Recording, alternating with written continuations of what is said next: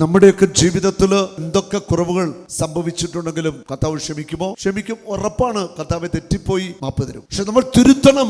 തിരുത്തിയിട്ട് ശരിയായ വഴിയിൽ നമ്മുടെ ജീവിതത്തെ നമ്മൾ മുൻപോട്ട് നയിക്കണം. തിരുത്താൻ വേണ്ടിയുള്ള ദിവസങ്ങളായത്. വചനം കേട്ട് നമ്മുടെ ജീവിതത്തിന് മാറ്റം വരുത്തണം. നമ്മുടെ കുടുംബം അനുഗ്രഹിക്കപ്പെടണം. യേശു ഈ ഭൂമിയിലേക്ക് വന്നിട്ട് തന്റെ പീഡാസഹനത്തിലൂടെ, കുരിശുമരണത്തിലൂടെ മനുഷ്യവർഗത്തിന്റെ പാപത്തിനു വേണ്ടി പരിഹാരം ചെയ്തു. 1 യോഹന്നാൻ 4:8, 9, 10 തിരുവചനങ്ങൾ. സ്നേഹിക്കാത്തവൻ ദൈവത്തെ അറിഞ്ഞിട്ടില്ല, കാരണം ദൈവം സ്നേഹമാണ്. തന്റെ ഏകപുത്രൻ വഴി നാം ജീവിക്കേണ്ടതിനായി ദൈവം അവനെ ലോകത്തിലേക്ക് അയച്ചു. അങ്ങനെ ദൈവത്തിന്റെ സ്നേഹം നമ്മുടെ ഇടയിൽ വെളിപ്പെട്ടിരിക്കുന്നു. നാം ദൈവത്തെ സ്നേഹിച്ചു എന്നതിലല്ല, അവിടെ നമ്മെ സ്നേഹിക്കുകയും നമ്മുടെ പാപങ്ങൾക്ക് പരിഹാര ബലിയായി സ്വപുത്രനെ അയക്കുകയും ചെയ്തു എന്നതിലാണ് സ്നേഹം.